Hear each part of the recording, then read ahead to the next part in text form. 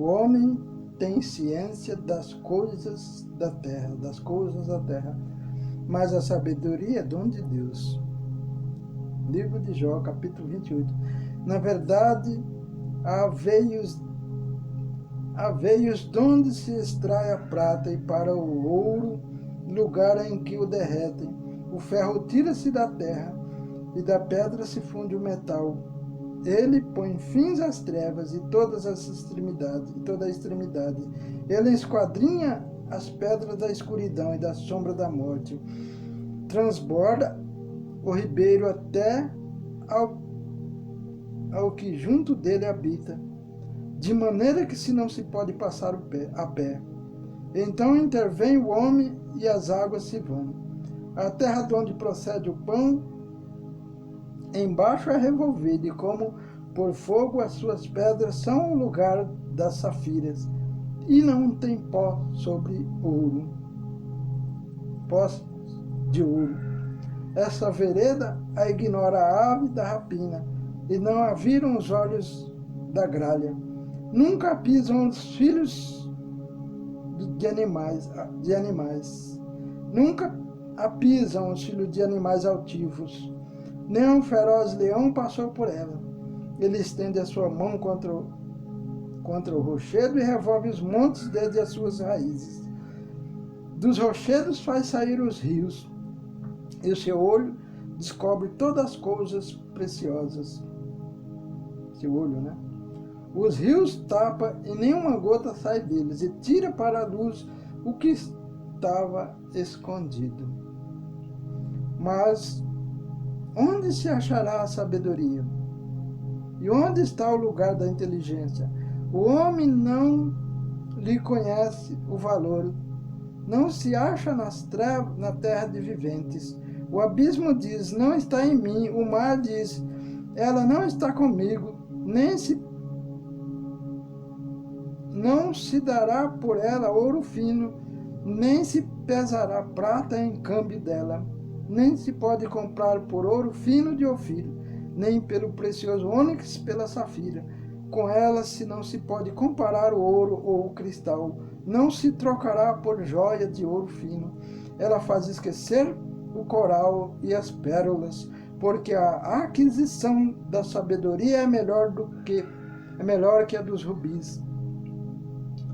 Não se lhe igualará o topázio da Etiópia, nem se pode comprar por ouro puro. De onde, pois, vem a sabedoria? Onde está o lugar da inteligência? Porque está encoberto aos olhos de todo o vivente, e oculta as aves dos céus, do céu.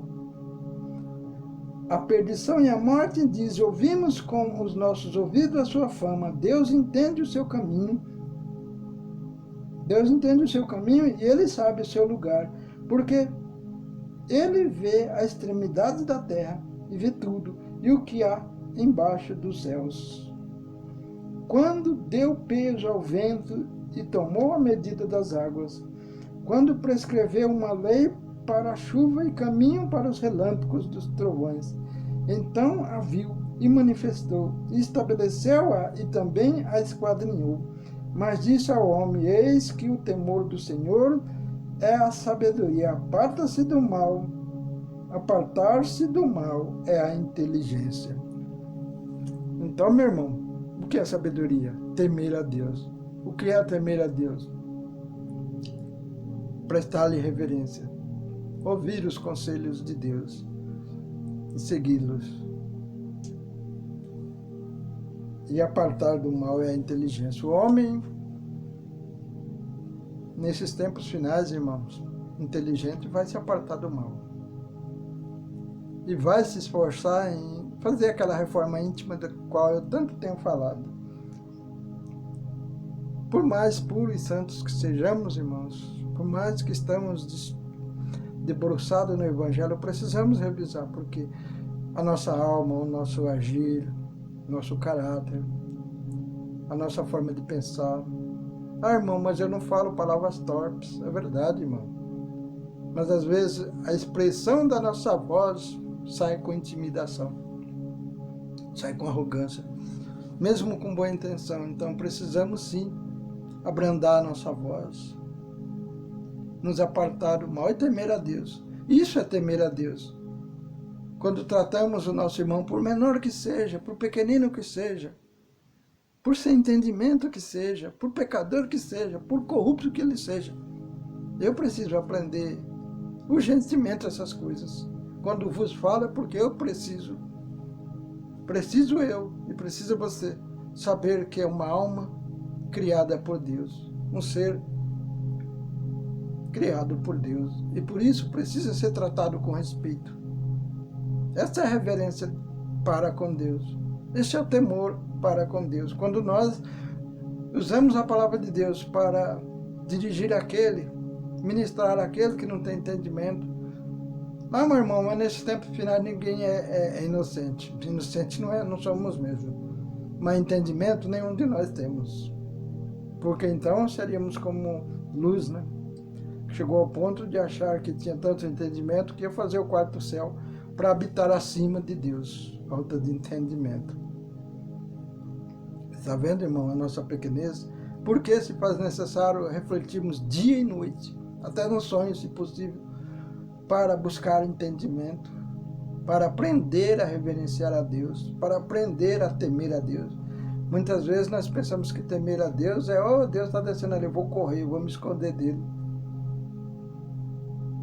E é verdadeiramente o contrário, porque Deus é amor. Alguém certa vez disse que Jesus diz, Pai, por que me abandonaste? Aí ele ainda prega, falta de entendimento quem prega assim. A pureza, a santidade de Deus fulminou Jesus porque ele abraçou o pecado do mundo. Para Deus todas as coisas não são possíveis. Se são possíveis, também é possível ele se aproximar de Deus e suportar a Deus, se aproximar de Jesus e suportar o pecado que estava nele, porque não era dele, era do mundo. E é uma missão que Jesus estava cumprindo. Então, precisa de entendimento para entender que Deus jamais vai fulminar eu ou você, ou nem mesmo Jesus Cristo, por abraçar o pecado do mundo e carregar nos seus ombros. Não significa pecar, não. Porque às vezes eu falando assim, alguém pode entender, bom, então eu vou pecar também, porque eu abraço o pecado do mundo, carrego comigo, vou pecar, preciso pecar, praticar o pecado. Não. Quando Jesus abraçou o pecado do mundo, foi abraçar a cruz, sofrer por causa daqueles que não desejavam sofrer. Porque os homens caíram nas trevas de tal forma que só saciavam o seu desejo de vingança crucificando alguém. E todos que eram crucificados eram justificados exatamente pelo ódio, pelo medo, pelo pecado que é a corrupção humana. E Jesus, sendo incorrupto, santo, eu vou sofrer por isso. E foi calado como ovelha. Por isso que ele chama o seu povo, os seus escolhidos de ovelha, não de rebanho. Rebanho é gado. As ovelhas de Cristo, porque Jesus se fez ovelha. Apanhou, sofreu, foi humilhado como ovelha. Abraçou a cruz que não era dele. Mas esse foi o preço que as trevas exigiu. Olha, ninguém passa por esse crivo aqui. Todos são meus. Ah, é? Ah, Deus mandou, vai lá, meu filho, sofreu por mim? Não. Jesus disse, pai, eu vou lá, eu vou passar por isso. Eu vou mostrar para esse cabra aí, para essas trevas aí, que existe alguém da luz e que é capaz de suportar esse sofrimento e com justiça, com amor, sem vingança. Eu vou pelo amor, pai, pelo amor dos meus irmãos. Por isso que Deus diz, no dia da salvação, eu te ouvi lá em Isaías, né? Não sei se é o capítulo 50, ou um pouco antes, um pouco depois, no livro de Isaías do Antigo Testamento, Jesus diz isso. Deus diz isso. Filho, no dia da salvação eu te ouvi. Alguém pode reportar isso à crucificação. Quando diz, pai, porque me abandonaste e rasgou o véu do templo e desceu uma gota do céu. Pode. Mas não foi nesse dia. A salvação ocorreu quando Jesus desceu. No dia que Jesus foi crucificado, foi a consumação da missão, a consumação da salvação. Porque a salvação desceu à terra, foi Jesus. Desde o primeiro dia que ele adentrou o ventre de Maria, quando o anjo diz, mulher, bendita sois tu entre as mulheres, e bendito é o fruto do vosso ventre. Ali, estava descendo uma alma santa, pura, descendo a salvação sobre a terra. Então, a salvação foi Jesus assumiu o compromisso de descer na terra e sofrer as acusações das trevas e resgatar o povo de Deus, os filhos de Deus, os seus irmãos, o irmão de Cristo. Porque se Jesus é o primogênito de Deus, existem outros filhos, somos nós. Então aquela pregação de que não, você é criatura, você não desceu as águas, é criatura, cai por terra. Porque todos ali não tinham descido sobre as águas. Mas o filho, o primogênito, desceu pelos irmãos e sofreu as argúrias, né, dos outros, para tirar da mão da morte aquele poder que ele achava que tinha. Ninguém é justo. Ninguém foi encontrado justo. Por que eu vou devolver a vida que é deles? A alma me pertence, eu sou injusto. Sou pai da mentira. Sou as trevas. E só tem gente aqui de trevas, só tem almas de trevas. Então elas me pertencem, não pertencem à luz. Estava correto as trevas de alegar isso. Mas quando desceu alguém da luz e resgatou e passou todo o sofrimento que deveríamos eu e você passarmos, adquiriu o poder de tirar a chave da mão da morte e de resgatar as almas, inclusive os que estão lá. Porque Jesus 3 dias e 3 noites passou no seio da terra e pregou o evangelho, e muitas almas se arrependeram e muitas foram salvas. Então, meus irmãos, temer a Deus é observar isso, porque aí você observa que se Jesus fez isso, precisa eu e você fazer. Claro que nós não precisamos ir mais na cruz, mas precisamos, irmãos, utilizar a oportunidade que tem para amar quem está próximo de nós. Não nos afastarmos dele da pretexto de eu estou salvo, eu desci as águas, agora eu estou salvo. A aliança que Jesus fez comigo e você foi o batismo. Não, irmão, a aliança que ele fez foi na cruz, não, ali. Ele nos resgatou das mãos da morte. Ele passou pela prova que nenhum de nós podia passar. Tinha condições, o medo, o terror que estava sobre nós não permitia que enfrentássemos as trevas.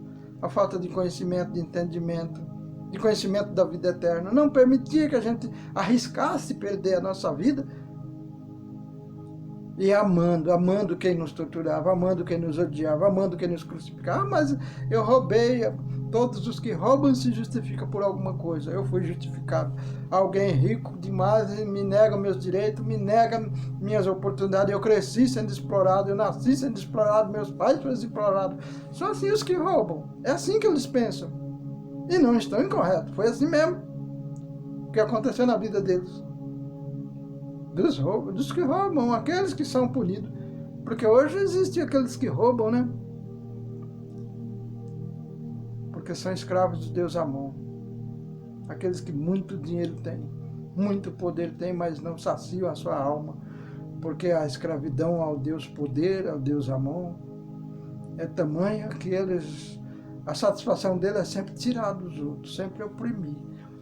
Mas aquele pequenino, pobrezinho, que não tem entendimento, o filho do trabalhador, que decide tomar com as mãos aquilo que ele acha que alguém roubou dele, entende assim, porque se você observar, a vida dele foi assim, de exploração, sem oportunidade, porque a pior coisa que existe na vida de um ser, meu irmão, é você nascer criança, desejar um brinquedo e não ter, vai crescendo, desejar uma comida boa não ter, desejar ir numa festa não ter, desejar uma roupa boa não ter. A criança não tem entendimento. Vê o filho do abastado tendo e ele nada tem. Vai formando nele um conceito, um entendimento. E quando nós vivemos isso e não esclarecemos essas almas, não socorremos, não mostramos nosso amor, nosso carinho, não dividimos o que temos com ele, não procuramos dar algo para ele que supra os desejos dele enquanto criança, para que ele veja que existem pessoas adultas que também sofrem, mas que não concordam com aquele sistema maldito, aquele sistema de exploração, de corrupção, de imposição, de domínio do ser, do próprio. Ele vai formando um conceito, aí vem eu e você, nós descemos sobre as águas, temos uma aliança com Cristo, agora todos são pecadores, porque ninguém é inocente. É verdade, ninguém é inocente. Todos nós somos pecadores. Mas desceu na terra e nasceu como criança, perde. Caímos no esquecimento. O Espírito que foi preparado lá no céu, chega aqui, desceu na terra, saiu do ventre da mãe, não lembra mais de nada. E não adianta você ficar, porque você tirou do espiritismo, você é espírita. Eu sou assim, eu sou filho de Deus, sou um espírito. Estou na carne, Deus é espírito. Se você não se reconhecer como espírito, você nem no céu entra, porque no céu não habita. Deus falou, não há casamento no céu de Deus. Porque lá é espírito. O sexo veio exatamente por causa do quê? Do pecado, porque caímos. E como Deus fez a natureza de tal forma que nada se perde, somos primitivos. Por isso precisamos ter relações sexuais. Gerar filho da relação, do pecado. Mas para Jesus nascer, Deus não teve relações com Maria, pousou sobre ela. E não pousou no corpo, pousou no espírito, na alma. Porque é isso que interessa para Deus. A carne veio do pó e para o pó volta. Por isso eu arrisco dizer que houve uma geração de Adão.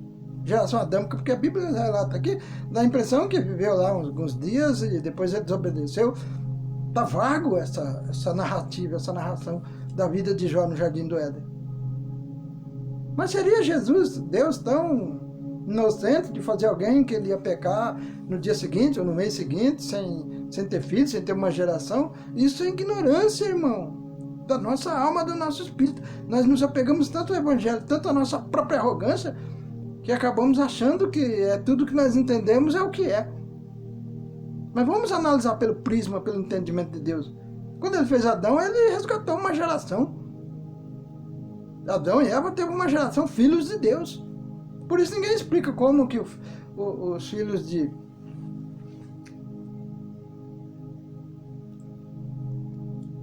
Caim, como Caim casou, teve mulher. Por quê, irmão? Depois que Adão e Eva pecou, Caim e Abel, enquanto eram crianças, eles faziam festas, foram se formando, batiam batucadas, faziam aquele barulho durante a noite para espantar a tristeza, a solidão. E de lá do Jardim do Éden, os seres que estavam lá ouviam e vinham para suas festas. Quando amanhecia o dia, se esqueciam, porque havia um anjo na porta do jardim, eles não conseguiam, se perdiam, não conseguiam mais voltar para o jardim. E foram muitos filhos de Deus se perdendo por aí. Por isso, quando Caim traiu, matou Abel, ele encontrou uma esposa, filhas daqueles que saíram do jardim e não voltaram mais. Você acha que o diabo só tirou Adão e Eva? Que as trevas só tirou Adão e Eva? Então, se nós não pensarmos não como Deus, mas pensarmos que Deus é infinito em sabedoria, vamos só de ler a Bíblia, vamos entender que Deus fez Adão. Vamos fazer uma experiência aqui, eu gostei muito, mas eu não tenho sabedoria. Aí outro dia eu falei, Deus evolui o tempo todo. Claro que não evolui segundo o nosso entendimento. Deus é a própria evolução, é o próprio crescimento. Mas ele está sempre buscando renovação para si próprio. Mas alguém diz, não, Deus não evolui. Ele é a evolução, é verdade. Você não está errado, irmão, ele é a própria evolução. Então, pensando nisso, vou até abandonar a ideia de Deus evoluir. Pensando nisso, eu não faria alguém para fazer uma experiência, vendo o diabo mais astuto que o próprio Deus. Opa, não vou deixar criar uma geração aqui, vou tirar logo esse casal daqui, assim Deus não tem geração. Você está vendo, irmão? Como nós caímos? O esquecimento é tão grande que nós não podemos sequer imaginar que Deus tirou de Adão e Eva uma geração santa, de filhos dele. Por isso Deus diz que Jesus é o primogênito. E muitos teólogos acreditam que Caim, que Abel, era o primogênito. Pode até ser, eu não tenho entendimento para entender isso. Mas, segundo o meu entendimento, o Filho de Deus, o primogênito, é aquele que não pecou. Aquele que obedeceu até o fim. Mas podemos entender também que pode ser que entre todos os pecados, houve um primeiro que se arrependeu e voltou para Deus e se tornou redento e se redimiu e nunca mais pecou. Pode ser o primogênito também. Entre os pecadores, se arrependeu e nunca mais pecou. Voltou para Deus. É uma sabedoria, é um entendimento. Então, meus irmãos, precisamos entender essas coisas para poder entender o que Deus fala, né? Porque senão nós vamos nos enlouquecer na nossa pequenez e achar que Deus está conosco. Então, vamos lá.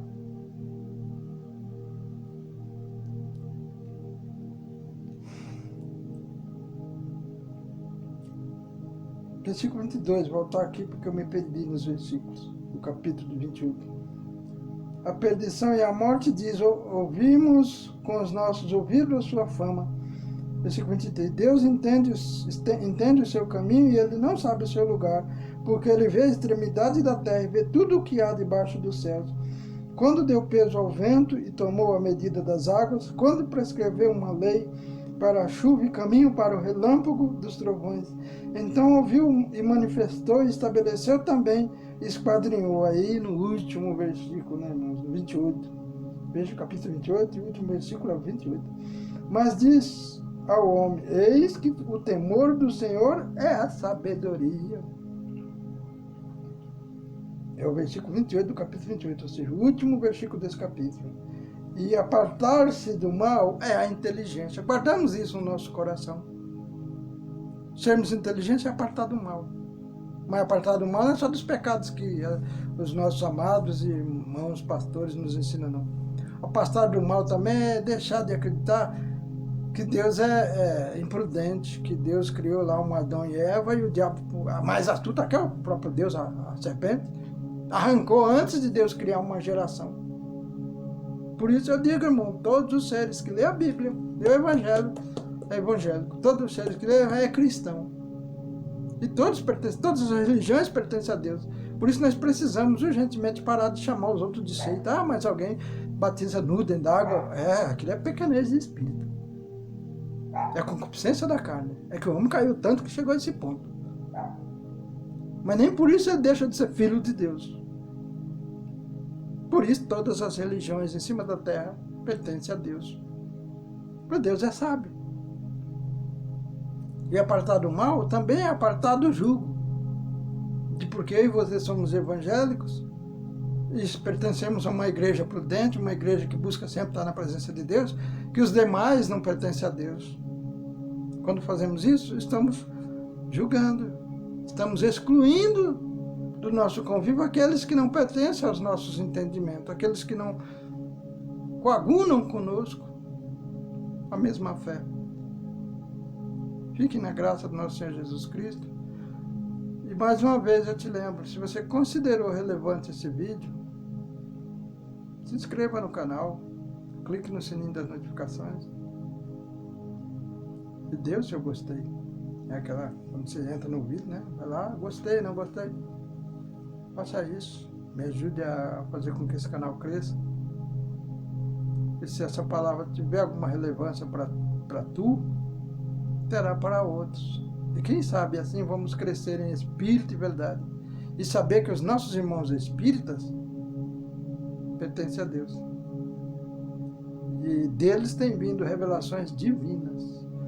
E o anjo de Deus tem falado através da boca dele, dos espíritos prudentes, que tem aqueles loucos também, que acham que são donos da sabedoria. Deus fez o homem, assim como confundiu as línguas. Hoje o entendimento do Evangelho está em todas as religiões, em todas. Hinduísta, bandista, candomblessista. Quando você rejeita a Umbanda e o candomblé, você rejeita os negros, isso é preconceito. Porque veio da África essa religião. Todas pertencem a Deus. Se alguém precisa me julgar e julgar você, esse é Deus. Ele nem precisa ser, ele tem o direito e o poder e o fará. É ele, não eu e você. Nós precisamos amar. Nós precisamos respeitar o nosso próximo. Sábio ou não sábio? Com entendimento ou sem entendimento? Se queremos crescer em espírito e verdade, precisamos temer a Deus, ser sábio, e apartar do mal. Quando diz o mal, é tudo, inclusive o jugo. Inclusive classificar as religiões que não pertencem ao nosso convívio social, à nossa fé, como seita. E cuidado com os ismos do ego, irmão. Egoísmo, fascismo, cinismo e muitas outras que não vou citar aqui, no futuro talvez eu cite. É os ismos do ego. Esse nos faz cair, mesmo os evangélicos. Que a graça do nosso Senhor Jesus Cristo e as doces consolações do Espírito Santo e o amor do Eterno, do Pai, esteja com vós e com todas as suas famílias, e com todos aqueles que você ama. E eu espero que você ame inclusive o seu inimigo, a ponto de orar por ele. Que o seu inimigo hoje será o amor e o amigo de amanhã. As trevas de hoje será a luz de amanhã, porque as trevas habitam o coração do homem. E quando o homem evolui, as trevas deixam de existir. Aí só existe luz. Fique na graça do nosso Senhor Jesus Cristo.